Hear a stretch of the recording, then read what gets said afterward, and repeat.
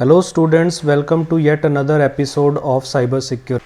इस एपिसोड में हम जिन टॉपिक्स को कवर करेंगे उसमें सबसे पहले बात करेंगे हम इंट्रोडक्शन टू साइबर स्पेस की, और दूसरा टॉपिक हमारा होगा एनाटमी ऑफ वेब एड्रेसेस। तो चलिए बात करते हैं साइबर स्पेस के बारे में। इंट्रोडक्शन टू साइबर स्पेस में अगर हम इसको डिफ़ाइन करने के रूप में कहें तो साइबर स्पेस जो है एक ऐसा एनवायरनमेंट है या एक ऐसा इंफ्रास्ट्रक्चर है जो आपको इलेक्ट्रॉनिक मीडियम से इंफॉर्मेशंस एक्सेस करने की या फिर पूरे ऑल अराउंड द वर्ल्ड अपनी इंफॉर्मेशन को कम्युनिकेट करने की फैसिलिटीज़ अवेलेबल करवाता है।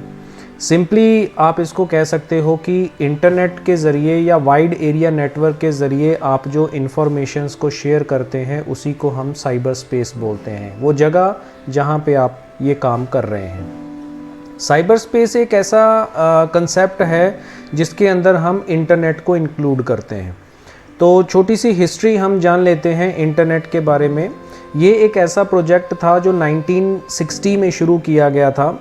ARPANET इस प्रोजेक्ट का नाम रखा गया था और इसको इनिशिएट किया था कुछ गवर्नमेंट और रिसर्च प्रोफेशनल्स द्वारा कि उनको जो इन्फॉर्मेशंस शेयर करनी होती है एक जगह से दूसरी जगह पर, तो वो सिक्योर तरीके से ट्रांसमिट की जा सके, उस पर्पज़ के लिए इस कंसेप्ट को ARPANET को इंट्रोड्यूस किया गया था।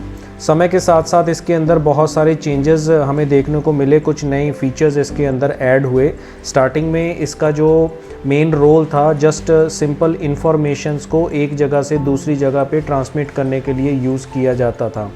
आज हम देखते हैं कि इंटरनेट इतना एक्सपेंड हो चुका है, इसका वर्चुअल एनवायरनमेंट इतना बड़ा हो चुका है कि हम सब चीज़ें आजकल इंटरनेट से एक्सेस कर सकते हैं।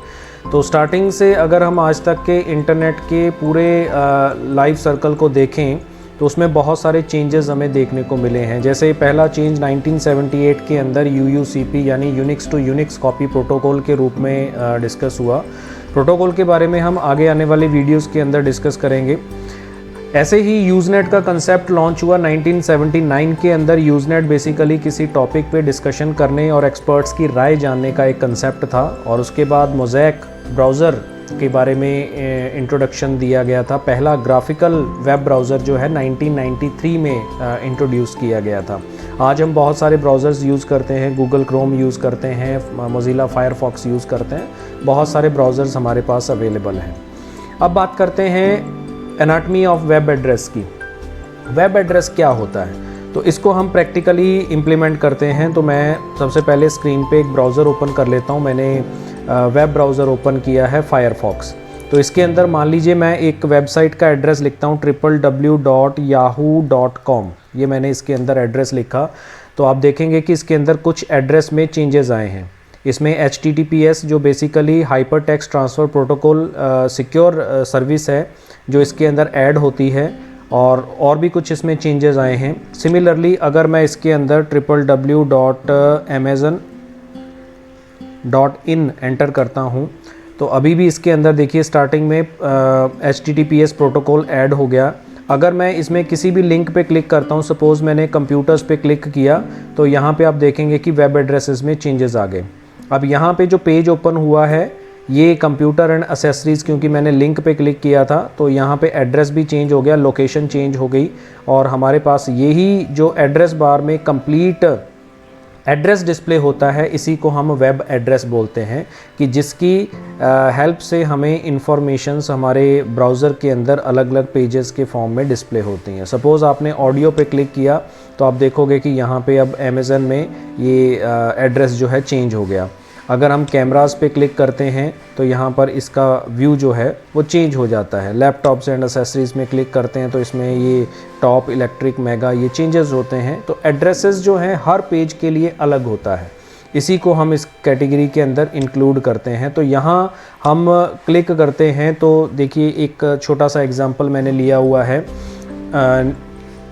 newyorktimes.com है और टेक इसका फ़ोल्डर है और index.html है। इसी को अपने एक्सप्लेन अगर करते हैं तो सबसे पहले देखिए HTTP जो मैंने आपको बताया कि एप्लीकेशन ट्रांसफ़र प्रोटोकॉल होता है। जो एड्रेस हमने लिखा है इसको सर्वर तक ले जाने की रिस्पॉन्सिबिलिटी HTTP प्रोटोकॉल की होती है। ये हाइपरटेक्स्ट ट्रांसफ़र प्रोटोकॉल होता है। फिर उसके बाद www होस्ट नेम होता है जिसके थ्रू हमारा डेटा जो है सर्वर तक पहुंचता है। NY टाइम्स जो है ये डोमेन नेम है। डोमेन नेम का मतलब होता है एक ऐसी जगह जहां पे आपका वो डेटा रखा गया है, जिस कंप्यूटर पे वो डेटा रखा गया है। .com जो है ये टॉप लेवल डोमेन कहलाता है। ये टाइप बताता है किसी वेबसाइट का कि किसी में .com लगा होता है, किसी के अंदर .gov लगा होता है, यानी गवर्नमेंट की जो वेबसाइट्स होती हैं उसके लास्ट में जो डोमेन होता है, टॉप लेवल डोमेन होता है, वो .gov होता है। और ऑर्गेनाइजेशंस की अगर वेबसाइट होंगी तो उनके लास्ट में .org लिखा हुआ होगा। तो ऐसे ही टेक जो हमारे एड्रेस के अंदर आ रहा है ये फ़ोल्डर का नाम है, यानी इन्फॉर्मेशंस को फ़ोल्डर्स में अरेंज करके रखा जाता है। ऐसे ही सिमिलरली लास्ट जो इन्फॉर्मेशन आ रही है index.html, ये हमारी फ़ाइल का नाम होती है जो ब्राउज़र में एक्चुअली ओपन होती है। बाकी सारी चीज़ें सपोर्टिव हैं जो इस पेज को हमारे कंप्यूटर तक पहुंचाने के लिए हमारी हेल्प करती हैं।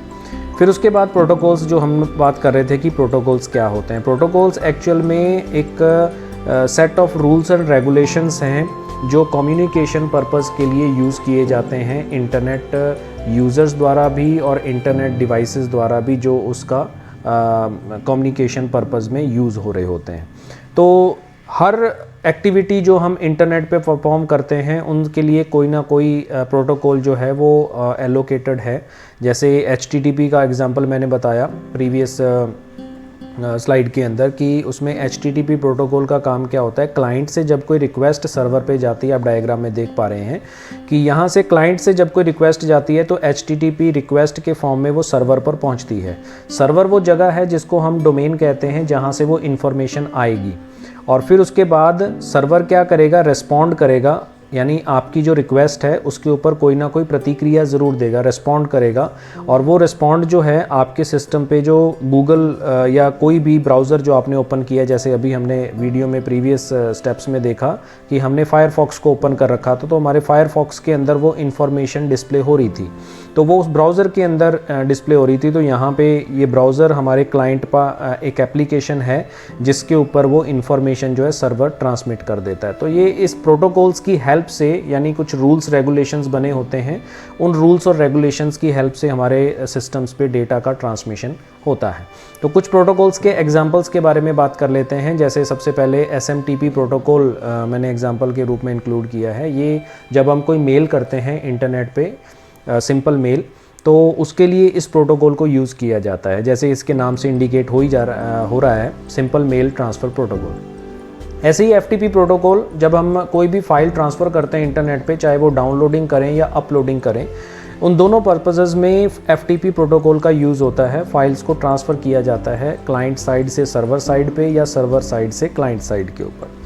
और लास्ट हम बात कर रहे हैं TCP/IP। ये transmission control protocol, internet protocol जो है, ये बेसिकली सभी प्रोटोकॉल्स का कैप्टन है जो नॉर्मली असाइन करता है ट्रांसमिशन कंट्रोल प्रोटोकॉल। जितना भी ट्रांसमिशन होता है इंटरनेट पे, उन सबको कंट्रोल करने का काम इसी के पास होता है।